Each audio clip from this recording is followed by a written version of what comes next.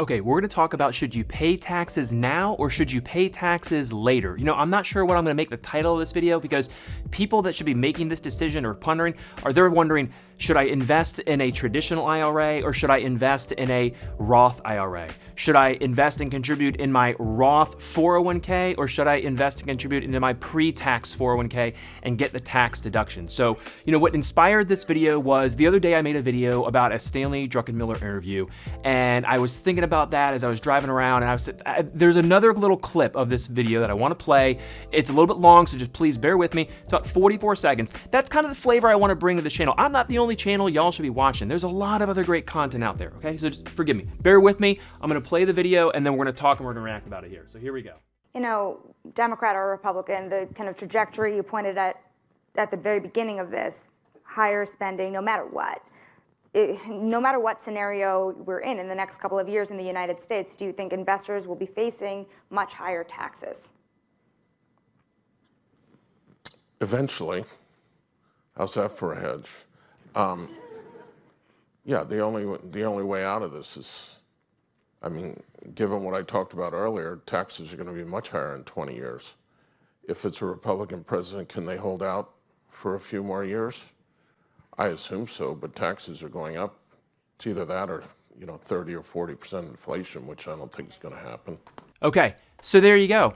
So here is how I am reacting to that. First of all, the first way that I'm reacting is I'm just gonna flood this entire screen with videos that I've done in the past where I have talked and discussed this very topic. I am in the camp, despite the fact that my wife and I are in a higher income tax bracket, I am firmly in the camp that, generically speaking, no matter what your situation is, you should get as much money into an after-tax bucket as possible. So as you're watching this video, and as you're watching any of my other videos, just know that is my core belief, that people should be paying as little taxes as possible, and I am of the belief you do that now, right? But there will be people that will argue against that, and that's fair, that's fine. We can have a debate, we can have a conversation, but I'm 40. 20 years from right now, I'll be 60, and what Stanley Druckenmiller just said is that in his thought process and belief, based on how he sees our country getting out of this fiscal dilemma that we're in right now and that we're trying to climb ourselves out of, is more taxes.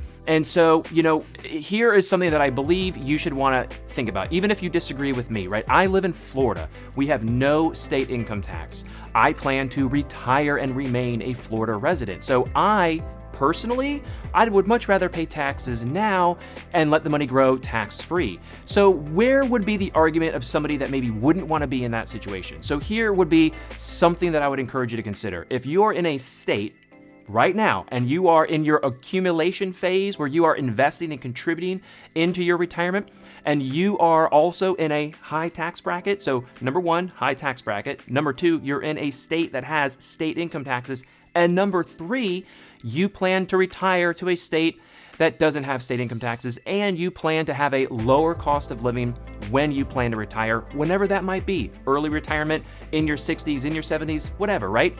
If you plan to be in that situation, absolutely, I believe you should be getting the tax deduction today, because it really doesn't matter what your tax rate is today. It does matter. Excuse me, hold on. It definitely does matter. It matters. But the argument that a lot of people make, that I will make as well, is it matters more what will your tax rate be when you are retired, because that's the tax rate that you're going to pay taxes on when you pull the pre-tax money out of your pre-tax traditional IRA or your pre-tax 401k.